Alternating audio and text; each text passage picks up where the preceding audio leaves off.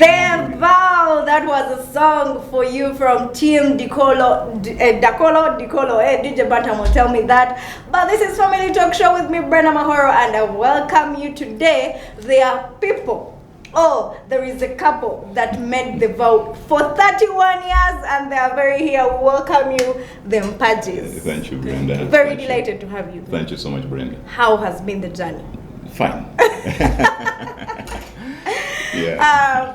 I think we deserve to sing that song of Tukutende. Is that 31 31 years? Certainly. Please first introduce yourself. It's like I've just started. Really? Yeah, the beautiful lady. The ladies first. Mrs. Mpaji Annette. I'm a teacher by profession and a mother of 5. Wow.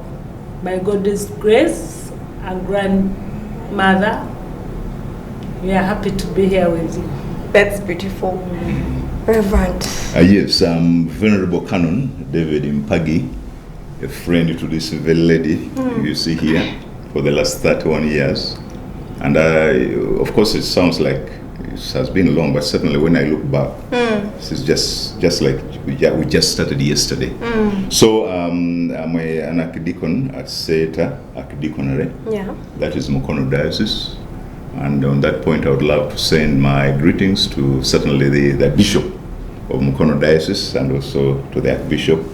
So I've been preaching the gospel since I was ordained in 1991 by the late Bishop Kauma.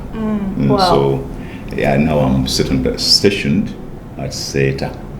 That's beautiful. And we need to sing that song. Which Venerable, you're going to lead is us. Tukutende. No, Brenda, Because even you today, have the voice. Venerable, we also launched today Church of Uganda Family TV, sure. and people bring your business. Bring your business because we are officially there. For the purposes of thanking God. Yeah. Tendereza Yes. Yesu oli mwana gwandiga omusai gunaziza nebaza omulokozi. I should join the choir. You should. Yeah, so you've been telling us before we go, families enjoying holidays together. Yes. Tell us how has been the 31 years, because Mrs. Annette looks young, like the 31 years. We give glory to God. Yes. So how has been the journey? The 31 years, certainly there's nothing for nothing. So the ups are there, the downs are there, but the bottom line of it, to be an overcomer, is love. Yeah. Is love. Once you have the love ingredient in your relationship, even the seeming challenges turn out to be blessings. So that's what has kept together love which respects, love which is kind, love which has hope, love which forgives, love which desires the best for your partner. Wow. So which is patient. Which is patient. And patience. Lovely. Which is so, patient. Mrs. Annette, what has really stood out for you in these 31 years? Like you say, it's very easy to love a canon. Is it very easy to love a canon? It is. As I've said, it needs patience and the love of God. Because I can't say that I'm the one who has made it, but it is the grace of God, really. Wow. That's amazing. So today we are going to be talking about families enjoying the school holidays together, basically. In this topic, I think we mean like, how is it important to enjoy those holidays together? Why is it important? What activities should be done? Okay. How do you welcome your children at school? Do you throw them a party? Like, welcome back home. Is it vital to read reports? Because I know of some parents who don't even read reports of their children. As long as they have gotten school fees and they have paid, that's okay. So let's begin by, what does it basically mean, that topic? Okay. Families for enjoying the family joy within the holidays. Yeah. Certainly, when the children come back, it's a reunion. It's a reunion which between the mama, the father, the siblings or the children, and it's time for for a parent and the family to get to know each other more, okay, to relate more. But again, when it comes to the parent, it's I would say it's quality time for the parents to to come closer, to know what has been happening at school, what challenges, what are the joys at school, how is your performance, where should we help you, who is your friend at school, that kind of thing. What did you go through at school? Do you find it okay? Are you enjoying schooling? And if there's challenges, then you need to find a way how to work on those challenges together. I always tell parents that, you see, when these children are coming back, we normally expect the best results, the A grades, distinctions, and the moment the child comes back with maybe C's or B's or D's, then the holiday becomes sour. Because it's like we love our children when they do good. When they perform well in academics, we love them. When they do something good, you love them. When they do something contrary, then the love relationship ends, which I think is not right, because if God loved us unconditionally, then we ought to love our children unconditionally. If a divine, holy God loves us unconditionally, we sinners, then we ought to love our children who have also our sinful nature much more. So if a child comes back and didn't perform well and has some issues, sort them out together. And Canon, another point that I want you to emphasize is that when children come back and then they have report cards, some parents tend to put this one who has performed well on another level. Okay.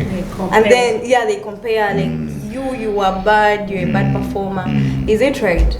No. Nobody wants to be compared. Even as husband and wife, you cannot throw me when my wife says, now, Daddy, the children, the people you studied with, the other gentleman you studied with has bought a big car, has a big land. Now for you, what are you doing? I think we wouldn't love it.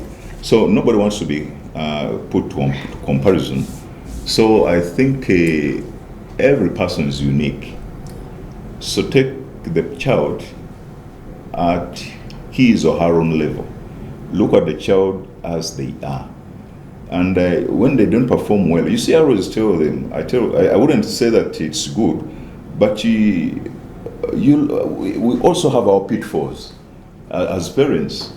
So if you know that you're not perfect and you expect a perfect child, then you're in trouble. You're in trouble. So I think we should give that room to allow them to live, to be, and then we allow God also to be God, that He's the one to change them through prayer, and for us loving them and showing them the way of God. But precisely to answer the question, Brenda, it is not good to compare. True. It's not good to compare. It's not good to start drawing lines of division. This one is performing better, therefore I love this one much more. This one is not doing good, therefore. No, that will be dangerous, because children change. What if one day that one who is doing well at another point turns down, and then the other one shifts? Now you also shift the goalposts. So children are a gift from God. Give them your best, all of them at an equal level as much as you can. Mrs. Anit, would you please tell us, how do you communicate to your teenagers? How do you communicate to your teenagers in case they have come back to school, that motherly talk? Thank you very much. Actually, now I'm working with Ndeje University. Wow. As a warden, but that experience gave me another way of handling my teenagers. Actually, when they come back, I lower myself down We have our place in the kitchen where we jazz that normal way. Mommy, I don't take them very, very serious, but I hit the point to them. So I long for that time for them to come, because really we have a good time with them.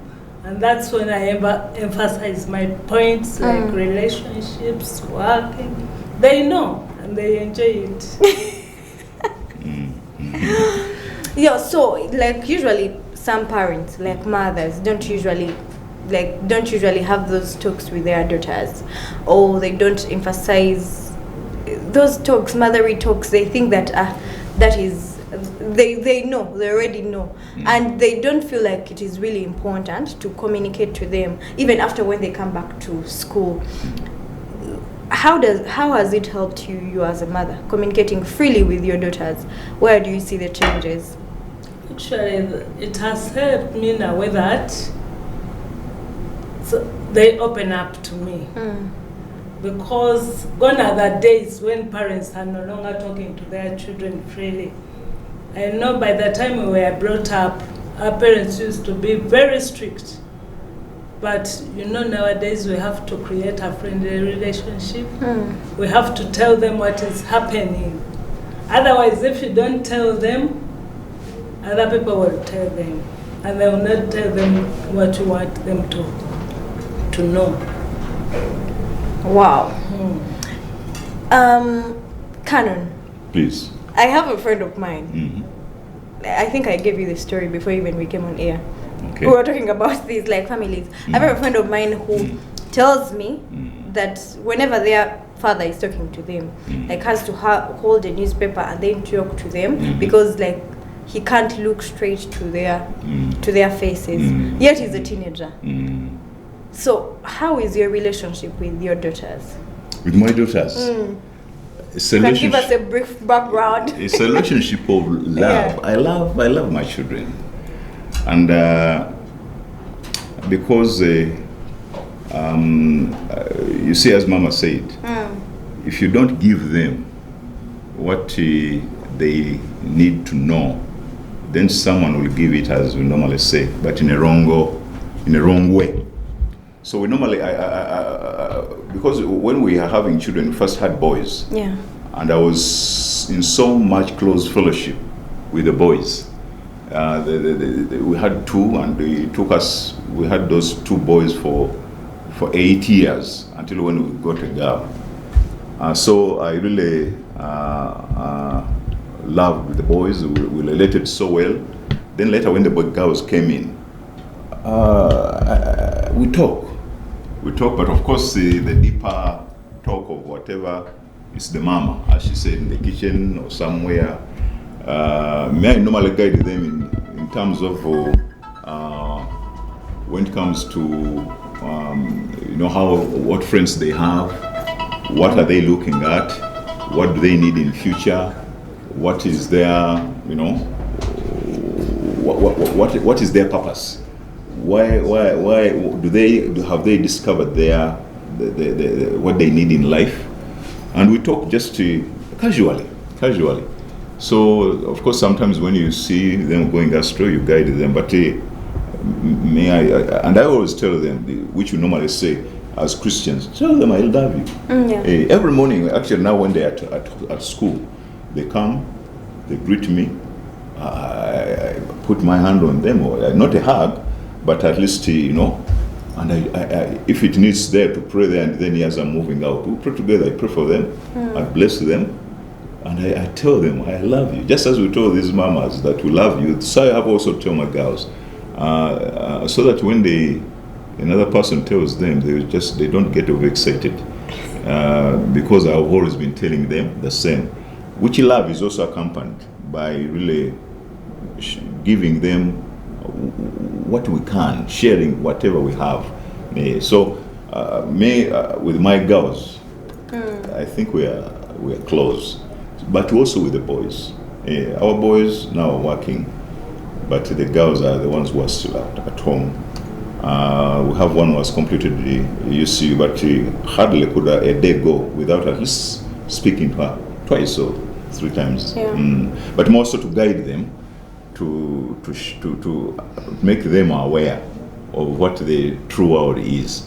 But again, allow me, Brenda, of course, when we talk about the parenting bit, Yeah. and I wouldn't say that there's an expert in that area. There's no expert. As we are already aware that we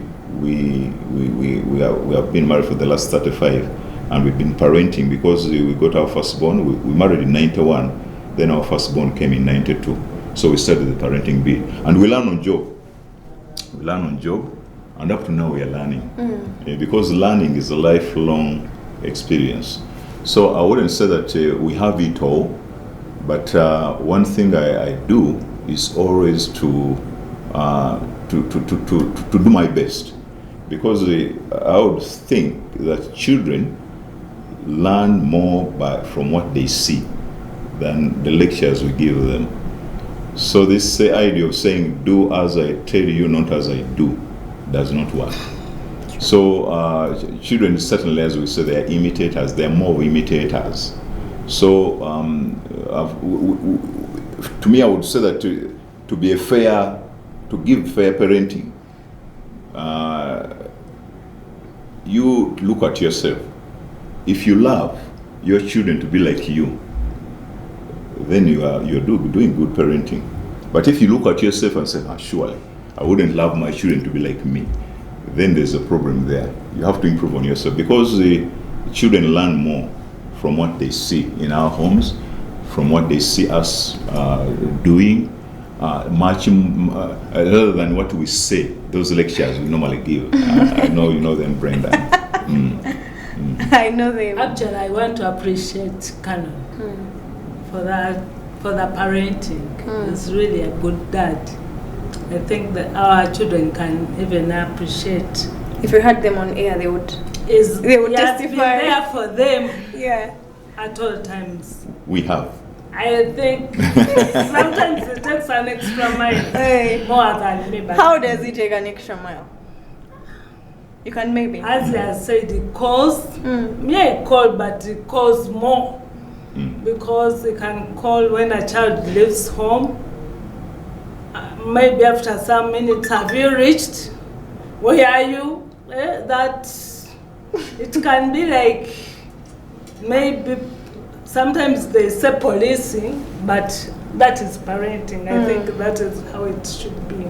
Wow, that's amazing. I liked what Canon said, that you tell your daughter that I love you. Exactly. Where do you think that it's how is it important when you tell your daughters that I love you?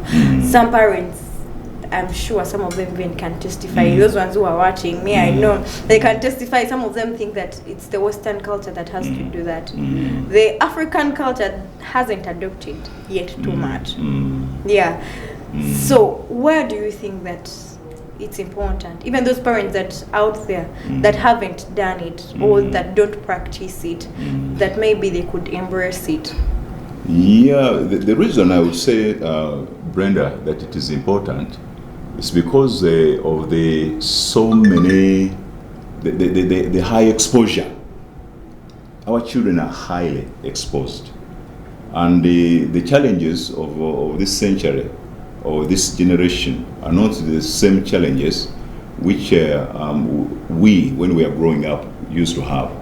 For us, we grew up in those, you have no relationship with your dad, you have no relationship with your mom, apart from the chiboko, give me food, pay fees, that is all. But we grew up. But now things have changed. Yeah. So that exposure, actually there's information explosion, then the way children they relate with people in the US when they are here, they relate with people in UK, they relate with people at school, good and bad. Now, what kills or what destroys young girls in most cases is entering into bad relationships. So if I create that relationship with them first, the fatherly-daughter relationship of love, I think that could make a difference.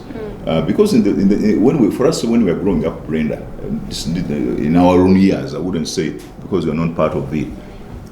We were parented, of course, by the Chiboko, but with the village was responsible. The extended family was responsible. The community. The community was responsible. Today, it's you. Now, others. Just even, you find somebody who you respect, but he's doing things that one wouldn't really expect out of that person. Somebody of age, So that's why I'm saying that the love beat is very important. Love them. Loving is creating a relationship.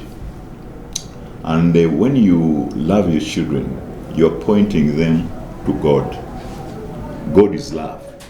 True. So, allow me to read this scripture, Brenda. It's from Ephesians chapter 6. It's a common quotation. It says that children, it is your Christian duty. You mark that word, Christian duty to obey your parents. For this is the right thing to do. Respect your father and mother is the first commandment that has a promise added, so that all may go well with you and you may live long time in the land. So I would stop here. These children to obey, love. You love them, you obey. Exactly. And when you love them and you obey, they obey you, then consequently they obey God's rules. So when they obey out of your love, you communicate. Now the communication line is open. Because you can't communicate with someone who doesn't love you. So communication takes place when there's a love relationship. So that's what I'm saying, that if you want to drive our children to be Christians, to drive them to God, then the love ingredient is very important, especially in this 21st century where the challenges are too much. Yeah. Actually, that love shouldn't be only to children, but between the two of you as parents. Because if you have it as parents, it goes back to the children. Yeah, true. Like when the spouses, like husband and wife, when the children see it, like they imitate it. Yes. Mm-hmm. Wow. I'm sure parents out there have gotten it. Sure. So, in this love, like the fatherly talk and the motherly talk, what are those activities that you have to do? Because now I think, like Canon has said, that really the generations have changed. What are those activities that you do? How do you talk to them? Is it that serious talk that you have to do? Because I feel like there are some stories that I talked about. Let Mama say something. Actually, the beginning of everything is the family altar. We have a family altar, and every family should have that family altar. The challenge is that maybe parents, the challenge we have, that when it becomes to time of prayer, we preach and prolong the prayers, and the children. How long should the prayer be? I think. And the serious sermon. And you find that our children dodge the prayers because of that. So maybe as parents, what we can do, if it's prayer time, we pray for maybe 40 minutes, and people go to bed. Then when it is counseling, it should be done in a luxury way, not. There's also counseling. You also do counseling. Yes, Hey. you have to do counseling as a parent. Like that's serious counseling that we usually No, see. In an informal way, informally. As you said, as they are cooking, as they are washing Cooking, clothes, I'm telling they are using you with their have to hand. cook like this. You have to clean your room. You have to do in an informal way, Yeah. but not sitting somebody, do. I think that's what they hate. Yeah, those lectures, I think they don't want. Actually, to most students, most children, they are a nightmare. Once you sit them down and say, aha, now let us sit. And then we talk. I think unless something has happened and you want to do the rebuking there and then, which is good guidance. That sometimes when something has happened, maybe somebody has maybe come or went out of home without really telling you, then you don't wait. That one you talk on the spot so that you settle issues. But when there's nothing serious and you just want to tell them about life, about God, about faith, about about obedience, about respect, then I think the cash you pick. When you're walking, sometimes you walk with them. Today she has been in town, They moved deep downtown anywhere with the daughter. Then they went somewhere, they sat together. She can tell us. No, she can't. Because she was the one after all there. Today I moved with my daughter. Then afterwards we went somewhere for lunch. I said, let me take this daughter to Cafe Javas. Why? I don't want a boy to take my child to Cafe Javas when I've never taken her there. And she gets so excited. So I told her, you order for the meal, I had to sacrifice my money, yes? You sacrificed food of my child. I think that is what parents should do because they open up. But sometimes when we sit them down, we take them to... Actually, we should create time for an outing for our children. Wow. That's really amazing and important. Like in this family, you talked about the family altar, you talked about the counseling, and don't you go for outings as a family, holidays? Yeah. The outing may not be really for a long holiday or that kind of thing. We have not really ventured so much in that. But just once in a while, one day outing. Yeah. One day outing, go to Entebbe, you go to, Because I was watching some vlogs. Come again? I was watching some vlogs of your daughter. Okay. Yeah, and I was seeing some outings. Yeah, we do, but not a long that we go sleep there. Of course, you work within your limits. We wouldn't love to stretch it where we can't really. But one day, just like today they have done it with one daughter. Now, when we are going as a family, we can say, now let us go for just a day and then we come back. So we do that. And it's one way of really understanding children. They open up. Yeah. They open up in that kind of free atmosphere. That is why I was going to ask that. Where have you seen the importance of moving out as a family? Why is it important? Where have you seen the importance of moving out as a family? Creating a free atmosphere, so that you're not on tension. People are just having, the joy. So they freely open up. You hear their comments.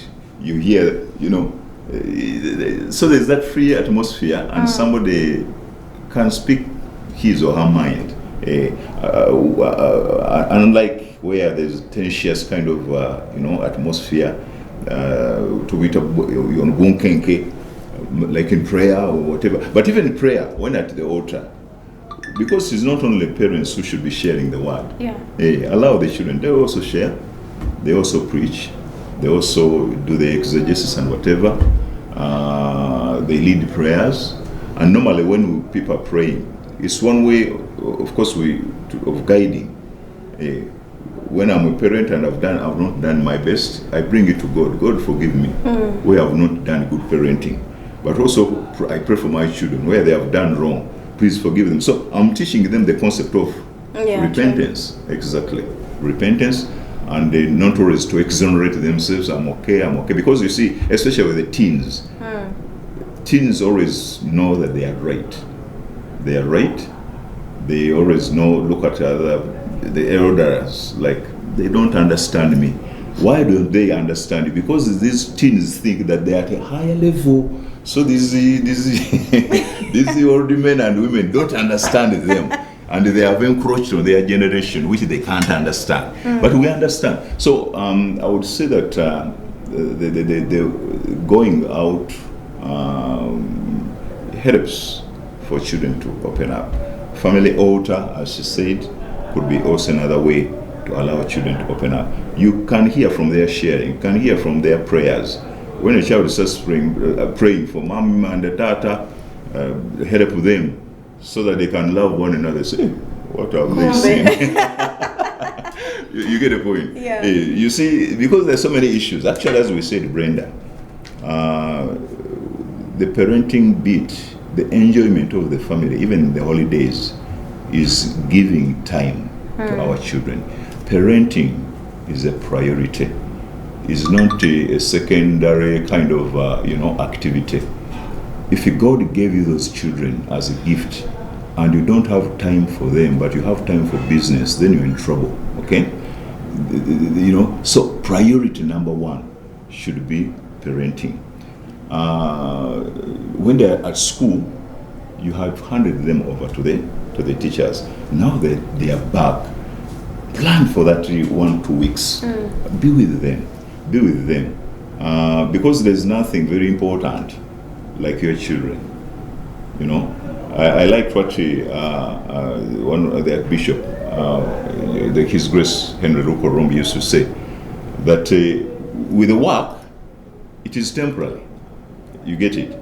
And when you retire after work, the people you have to go back to are your children and family. Yeah. Now, when you ignore them, when you don't guide them, when you don't have any input in your children, even in the holidays, you leave them to the maid, you leave them to the whatever, they're on their own. Then some of us even we hire teachers, we put them on taxi, go and study. Life is not all about really passing and whatever, Give them a break. If it's a break from school, let them have a break and be available. What you love and what you treasure, you give it time. Yeah, true. Actually, to add on, I think nowadays we as the parents, we should be role models to our children. Because you find parents paying fees, yes, they have made the money, but they are not role models. So we request that this holiday time, that's when you should show yourself to your children. How about a parent who has a busy schedule? They really have a busy schedule from Monday to Sunday. Like even their bosses tell them you have to arrive here very early in the morning, and then they have to leave late in the evening. They literally even don't get time to meet up with their children, to speak to them, to tell them. Even some of them, like by the time they reach home, their children are sleeping. Brenda, where there is a will, there is a way. And as I said, what you treasure most, you give it time. You can't fail to have time for something you treasure. So if you treasure your job, then you forget about the children. And you can even ask God, why did he give me these children? If you really, some people can even say, let me have a leave, at least for 1 week. I request for that leave in advance. I give them time. I remember at one time I was talking to some parents, and somebody really said, Reverend, you don't know, you're seemingly speaking you're the very, very old generation. I have businesses, I have what, and you tell me that I give time to my children, and this is what the word the parent used, give me a break. And he was so bitter. He was saying, this is a man of all this stone age. Because I was telling them, give children time. So that's why parents and their children are strangers. Children behave in a way that even parents don't understand. They don't even remember which of their grandparents behave like they're doing. Because they gave them over to someone who inculcated in them a conduct or a behavior that they also don't know anywhere in the clan. But they handed over these children. So precisely what we're saying, Brenda, holiday time of children, create some time for your children. I don't say be there for the whole day, but at least 2 hours or 1 hour a day, at least. And you know that we attend people's functions. We have time for every function, wedding, introduction, parties, and wedding parents meetings. don't have time for their children. Can you imagine? You value other people's functions, but you don't have time for your children.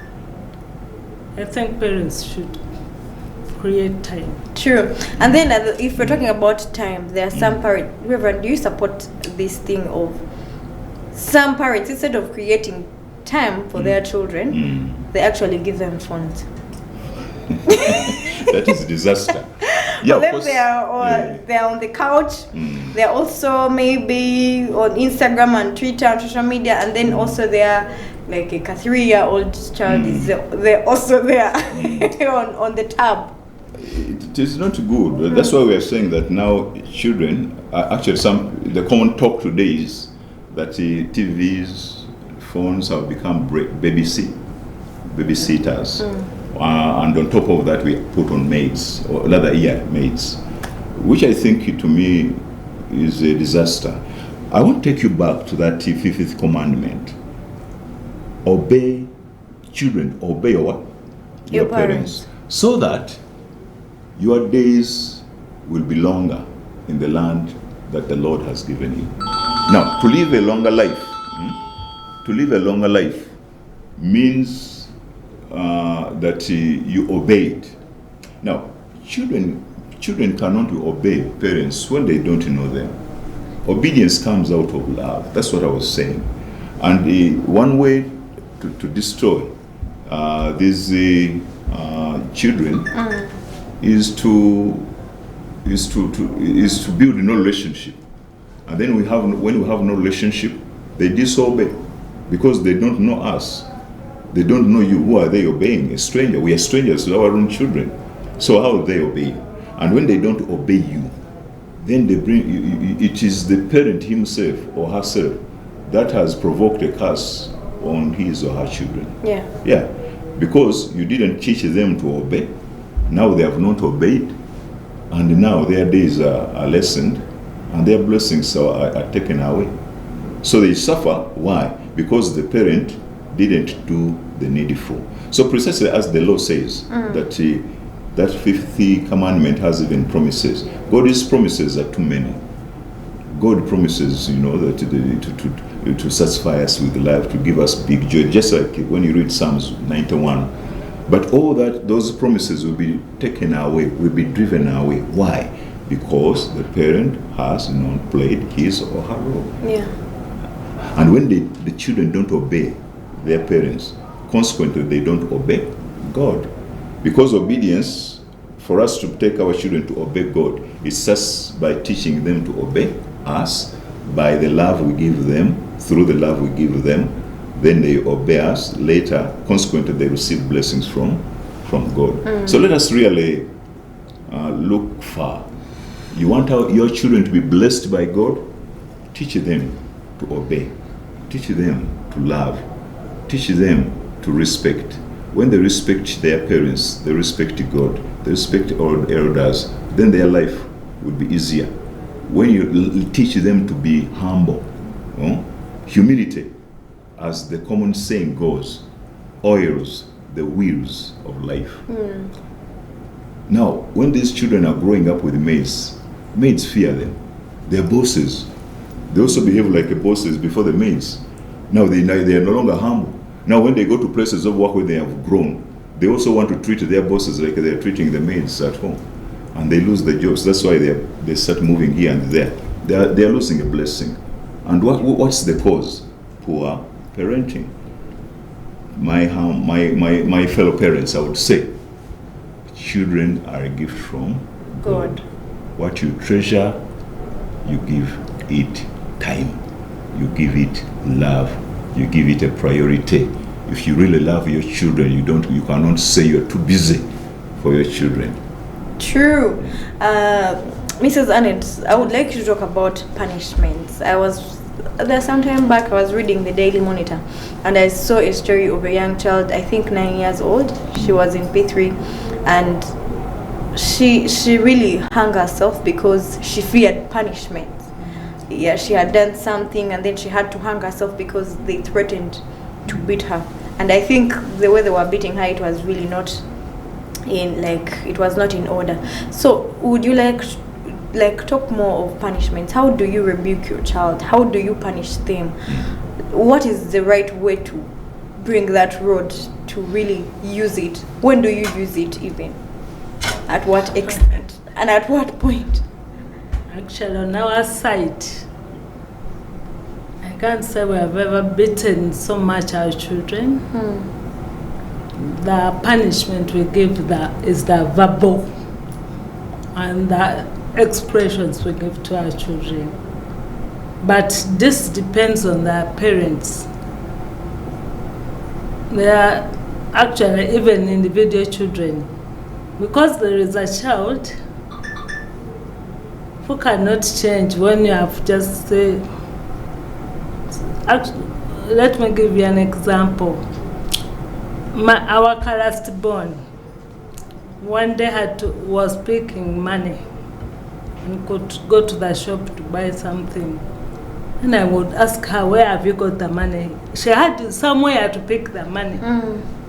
Then she knew where to pick it. Yes. Then I took her to the place. I just gave her 2 slaps. I don't want you to steal. From then, she has never stolen money. Even if she sees money there, Mommy, this is not my money. So she got it there and then.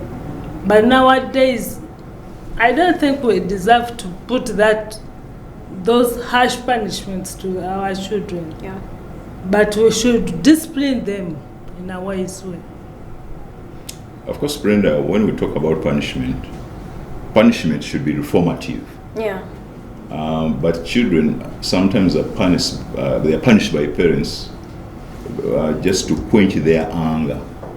So a parent is punishing to be satisfied, not to bring a reformation. So I think and not in love. So if you are punishing in love, that's very good. Yeah. Actually, when you are angry, you are advised not to punish. You just let it go. Exactly. You wait. It's good to punish on spot, instant whatever. Instant punishment. Exactly. However, if you are really angry, then you don't. You wait. Actually, some parents negotiate. I remember, who said now? You remember you did 1, 2, 3, 4. Now, what punishment do you want to do? Tell me, I'm going to clean the house for the whole weekend. Okay, you do it.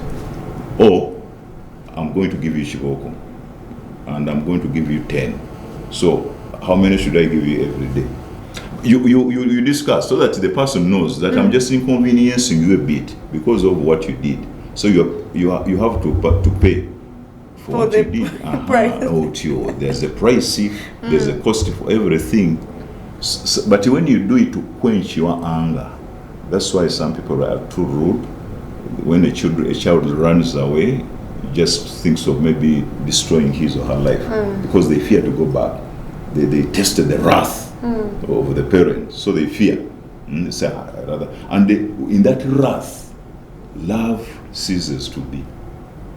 So a child feels like I'm not loved anymore. And now, of what is the meaning of life? If my parents don't love me, then who will love me? And for a child, that feeling makes them like, why shouldn't I finish myself? Because if my parents don't love me, then who should? Wow, that's really beautiful. Maybe Canon, you can also emphasize the point of social media right now. I don't know even how parents can do it, because some parents are not even on social media.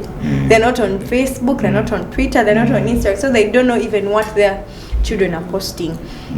So how can a parent handle that issue? How teenagers right now, the moment they arrive like this at home, everyone wants a phone, and then want to post, and then some of them will post like pictures that are really out of place. Of course, someone said that in this era of information explosion, one must develop the power of selection. We cannot deny our children phones. You can't. Just like for us when we are growing up, the TV was UTV, and some parents were so strict that they don't want you to watch a TV because there's some funny dances and whatever. Yeah. But you run to the neighbor and watch a TV there. So one day they see you dancing and they wonder where you got the dance from the neighbor. So what we're saying, there's certain things that have come, and you have no control. So what you do is to help, I think, to help our children develop the power of selection. If you find them watching something bad, you say, could you watch that one even before? Do you think God or Jesus, who we have been learning about, could see that? Hey, do you think I would love that when you to see? Can you bring it together and watch it together? I normally used to tell students and my children that if you have a bad relationship means the boyfriend, girlfriend kind of lying to themselves, but actually lusting for each other. If you really feel that relationship is good, I was by then in a boarding school, and I could tell them, when your parents come to visit, tell them to take your boyfriend to them and say, this is the boyfriend or this is my girlfriend. Take it. If you can't do it, then you know that you're doing something wrong. But if you can't do that, then you're doing something right. If you're doing something right, then tell your parents. So precisely what I'm saying, tell them what you can't watch when everybody is seeing you, then don't watch it. Develop the power of selection. Tell them the dangers. Because some of these, what is communicated in social media, the spirit behind it, some of those things, is the devil. That's why some people actually commit suicide after watching certain songs and whatever, because the spirit of writing those songs, the spirit behind, is a devilish thing, and the devil comes to destroy. Yeah. That comes to destroy. Exactly. So you need to tell them. It's a matter of actually informing them and helping them to develop the power of selection. But you're telling them, why reading that phone? You break it, they get another one. These days they're cheap. They get another one because that's the generation. Yeah. But teach them to develop the power of selection. Will this one help you? If it doesn't help you, why are you watching it? Don't you think you're bringing self-destruction? Do you know the spirit behind these funny whatever videos and whatever? There's a bad spirit in. And when you watch them, the spirit will enter you and you may do something disastrous to yourself. Do you love yourself? Yes, I do. Then don't do this one because it will bring self-destruction. And I know, much as we teach them also, they liars. And they know. How do they deceive They do, because much as you tell them that you text what I would love to see, they have tricks. And you know the challenge now, they change even the language. You can't follow any message. You can't. How do they change? Or they write French, or German, or what? Do you follow them on social media? They will never communicate the language you know. How? But they usually communicate in English. You ask them, they know. And here, I'm telling my girls, they know. They can't, because they know their language. So as Canon has said, we teach them, but it's for them to know, and the parents too. They should know that, will your parent be happy with what you are posting, much as you are twisting the language. But you have to talk as a parent. So Mrs. But the challenge we have as parents Yeah. also, you may find a parent communicating the same words as a child to another parent in quotes. French. So that's also a challenge. Yeah, and that's what I told you, Brenda, that parents must be exemplary. Parents must be exemplary. They do as I tell you, not as I do. Is very wrong, because if the parent is also watching funny things and they see you doing it, then you come and tell them don't do it, they won't take you serious. Okay, so precisely teaching or helping our children to obey, showing them the benefits of obedience. Obedience to parents, obedience to elders, obedience to God. Showing them the disaster of disobedience. So the whole thing, I think, rotates around love. And when you love, you obey. And we obey your parents, consequently you obey God. Yeah. Actually, the parents should also obey the teachers of their children. How do they obey them? Because when they take their children to school, some of them don't respect the teachers. Maybe they think They they're say, bosses. after all, I've paid their money. It's not all about money.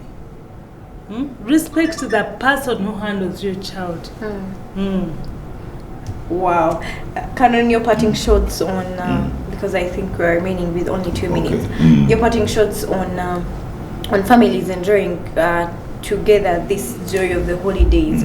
Why do you think it's important, like your parting shots and those ones that have not been enjoying holidays with their children, who have been leaving them with the maids, who have been leaving them with tabs? What do you tell them?